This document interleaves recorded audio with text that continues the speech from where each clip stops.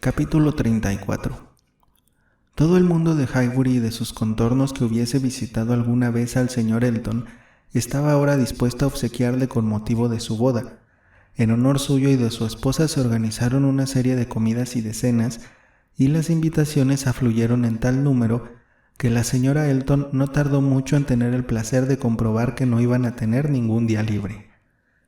«Ya veo lo que ocurrirá», decía ella. «Ya veo la clase de vida que voy a tener que llevar a tu lado. Sí, vamos a llevar una existencia disipada. La verdad es que parecemos estar muy de moda. Si eso es vivir en el campo, te aseguro que no es nada envidiable. Fíjate, desde el lunes hasta el sábado no tenemos ningún día libre. Una mujer con menos recursos de los que yo tengo ya no sabría dónde tiene la cabeza». Pero ninguna invitación le parecía inoportuna. Gracias a las temporadas que había pasado en Bath, estaba ya totalmente acostumbrada a cenar fuera de casa, y Maple Grove le había hecho familiarizarse con las invitaciones a comer. No dejó de quedar desagradablemente sorprendida al ver que en muchas de aquellas casas no había más que un salón, que los pasteles eran del tamaño bastante exiguo y que durante las partidas de cartas de Highbury no se servían bebidas heladas. A la señora Bates, la señora Perry, la señora Goddard y otras les faltaba mucho mundo, pero ella no tardaría en demostrarles cómo debían hacerse las cosas. Antes de que terminara la primavera iba a corresponder a estas atenciones invitándolas a una reunión de gran estilo, en la que exhibiría sus mesas de juego con sus propios candelabros y las barajas por estrenar, tal como es debido, contratando para la cena a más criados de lo que les permitía su fortuna, a fin de que sirviesen los refrescos exactamente en la hora adecuada y en el orden debido. Entretanto, Emma no podía sentirse satisfecha hasta haber organizado una comida en Hartfield para los Elton. No podía ser menos que los demás, de lo contrario se exponía a malévolas sospechas y a ser considerada capaz de un triste resentimiento. La comida tenía que celebrarse. Después de que Emma hubiese estado hablando de ello durante 10 minutos, el señor Woodhouse se mostró dispuesto a ceder, y solo puso la habitual condición de que no fuera él quien presidiera la mesa, creando así la dificultad, también habitual, de tener que decidir quién ocuparía la cabecera. En cuanto a las personas a quienes debía invitarse, no había mucho que pensar. Además de los Elton, tenían que venir los Weston y el señor Knightley, y hasta aquí todo iba bien, pero también era inevitable pedir a la pobre Harriet que fuese el octavo invitado. Pero esta invitación Emma ya no la hizo con el mismo entusiasmo, y por muchos motivos se alegró de que Harriet le rogara que le permitiese excusarse. «Si puedo evitarlo, prefiero no verle mucho, aunque no puedo verle en compañía de su encantadora y feliz esposa sin sentirme un poco incómoda. Si tú no te lo tomas a mal, yo casi preferiría quedarme en casa».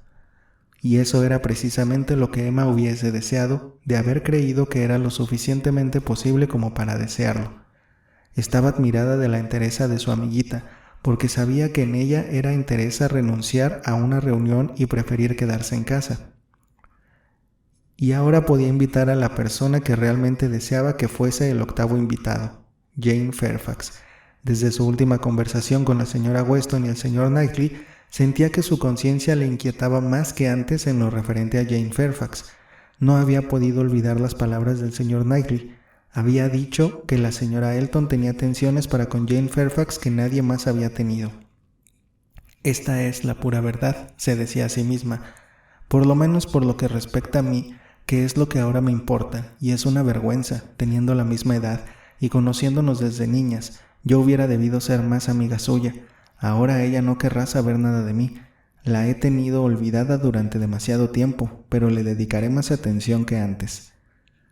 Todas las invitaciones fueron aceptadas, nadie tenía otro compromiso y todos estaban encantados de asistir. Sin embargo, todavía surgieron inconvenientes en los preparativos de la cena. Se dio una circunstancia en principio poco grata. Se había acordado que los dos hijos mayores del señor Knightley hicieran aquella primavera una visita de varias semanas a su abuelo y a su tía, y su padre ahora propuso traerlos sin que él pudiera permanecer en Hartfield más que un día, precisamente el mismo día en que iba a celebrarse la cena.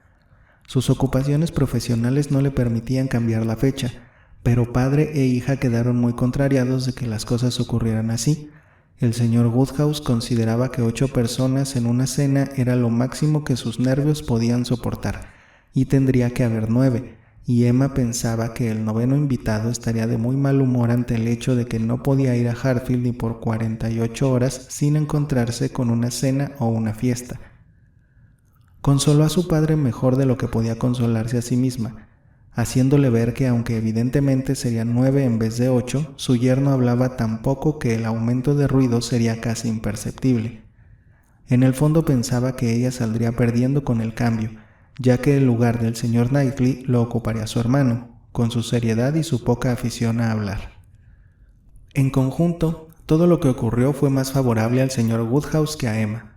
Llegó John Knightley, pero al señor Weston se le reclamó urgentemente en Londres y tuvo que ausentarse precisamente aquel mismo día. A su regreso podía ir a reunirse con ellos y participar de la velada, pero ya no podía asistir a la comida.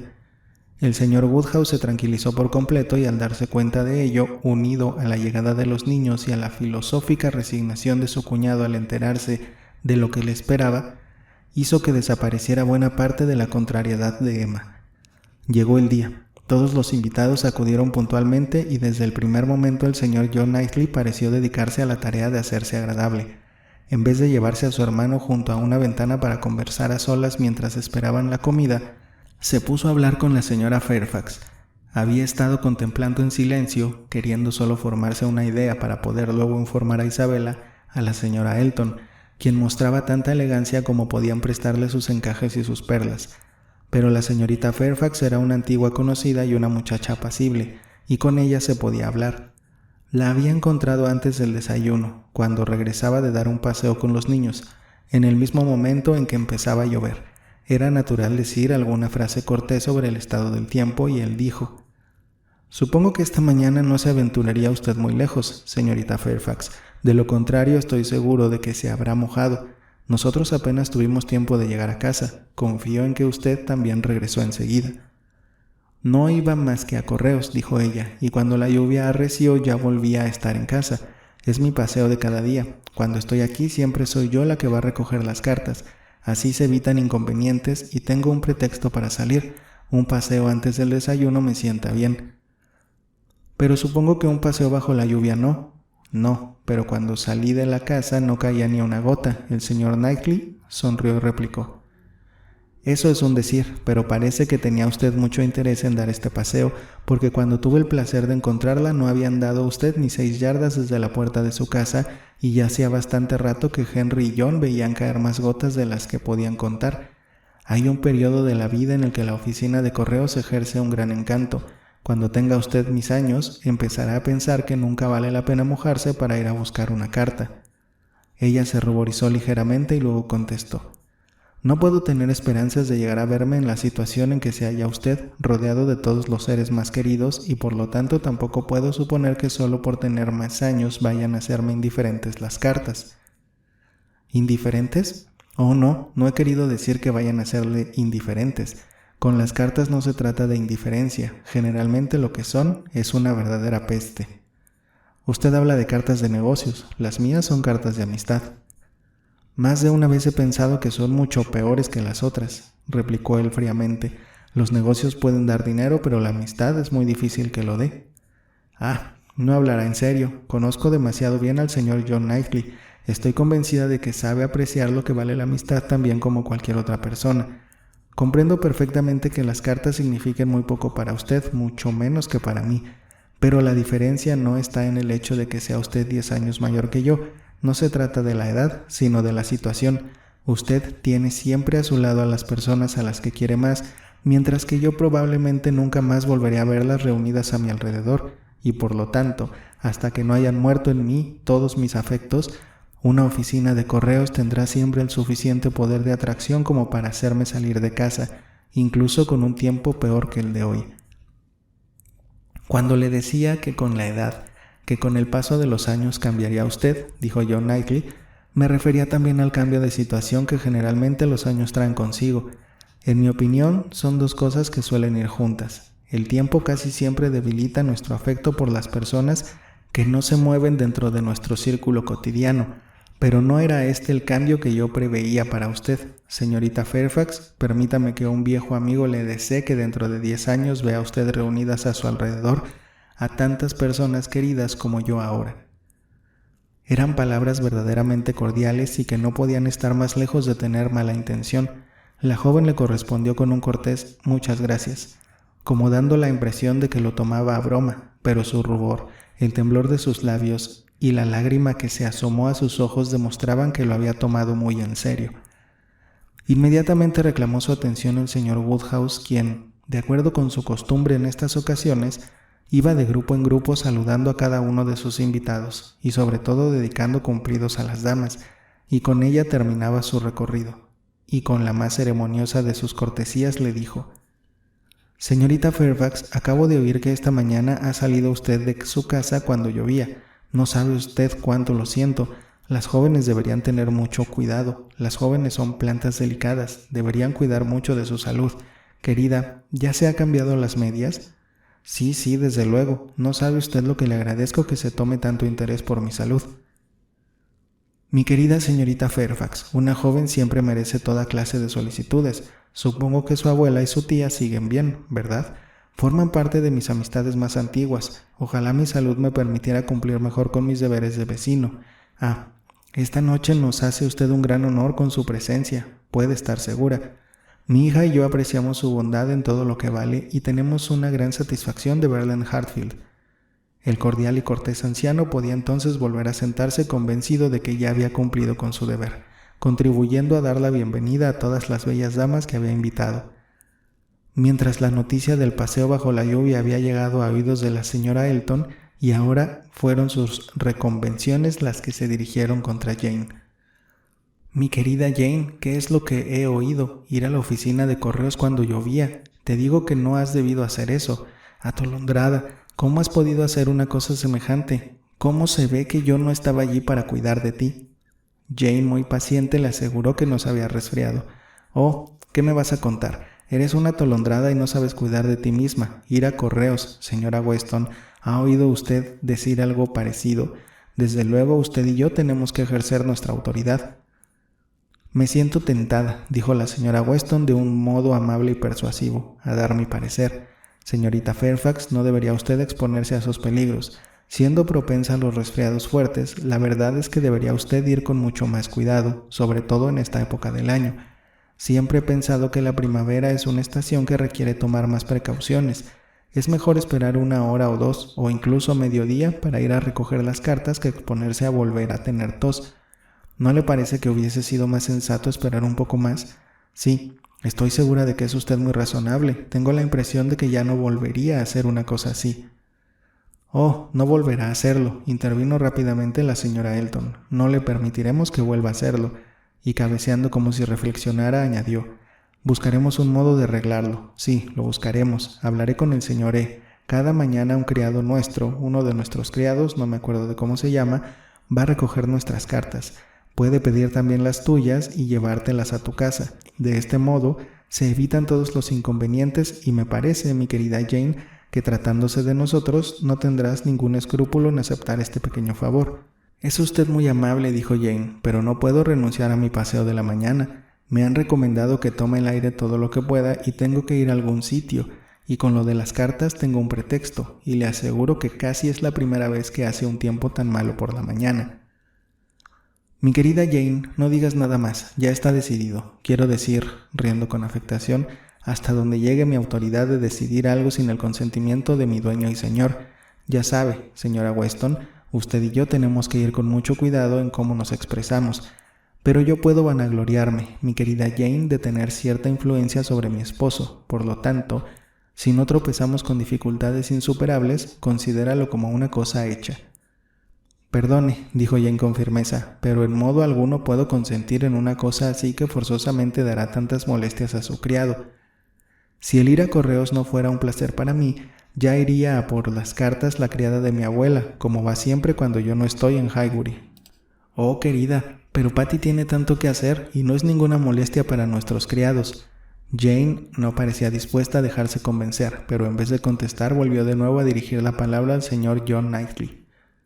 «La oficina de correos es algo maravilloso», dijo. «Me admira su regularidad y su prontitud. Si se piensa en todo lo que tienen que hacer y en que lo hacen tan bien, es algo realmente asombroso. Desde luego, está muy bien organizada. Es tan poco frecuente que tengan olvidos o errores, es tan poco frecuente que una carta, entre millares que van constantemente de un lado a otro del reino, se lleve a un lugar equivocado, y yo supongo que ni siquiera una entre 1.000.000 llega a perderse, y cuando se piensa en la variedad de escrituras y en la mala letra de muchos que tiene que descifrarse, aún resulta mucho más asombroso. La costumbre da mucha práctica a los empleados. Cuando empiezan, necesitan tener cierta rapidez de vista y de manos, y con la práctica adquieren mucha más, y si quiere comprenderlo mejor, siguió diciendo mientras sonreía, les pagan por eso. Esta es la explicación de que sean tan hábiles. El público paga y tienen que servirle bien. Luego se habló de la gran variedad de los tipos de letra y se hicieron los comentarios de costumbre. Me han asegurado, decía John Knightley, que generalmente los miembros de una misma familia tienen el mismo tipo de escritura, y cuando el maestro es el mismo la cosa no puede ser más natural. Pero por esta misma razón yo más bien imagino que el parecido debe delimitarse sobre todo a las mujeres, porque los niños apenas son un poco mayores, ya dejan de estudiar, y entonces sacan la letra que pueden. En mi opinión, Isabela y Emma tienen una letra muy parecida. Yo nunca he sido capaz de distinguir la escritura de la una y de la otra. Sí, dijo su hermano dubitativamente, hay un parecido, ya sé a lo que te refieres, pero Emma tiene una letra más enérgica. Tanto Isabela como Emma tienen una letra preciosa, dijo el señor Woodhouse, y siempre la han tenido, y la pobre señora Weston también, añadió dedicándole a un tiempo un suspiro y una sonrisa. Nunca había visto una letra de caballero como... empezó a decir Emma mirando también hacia la señora Weston, pero se interrumpió al darse cuenta de que la señora Weston estaba conversando con otra persona, y la pausa le dio tiempo para reflexionar. Y ahora, ¿cómo voy a hablar de él? ¿Voy a llamar la atención si cito su nombre delante de todos? ¿Tengo que emplear algún rodeo? ¿Tu amigo del Yorkshire? ¿Tu corresponsal del Yorkshire? Supongo que es lo que tendría que hacer si me sintiera muy desgraciada. No, puedo pronunciar su nombre sin que me produzca la menor desazón. Desde luego, cada vez me siento mejor. Adelante pues. La señora Weston volvió a prestarle atención y Emma empezó de nuevo. El señor Frank Churchill tiene una de las letras de hombre más bonitas que he visto en mi vida.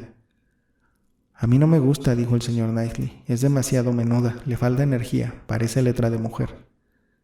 Ninguna de las damas presentes estuvo de acuerdo con esta opinión. Todas protestaron de aquella dura crítica. No le faltaba energía ni mucho menos. No era una letra grande, pero sí muy clara y de mucho carácter. Preguntaron a la señora Weston si no llevaba encima ninguna carta suya para poderla enseñar, pero aunque había tenido noticias suyas hacía muy poco tiempo, ya había contestado a su carta y la tenía guardada.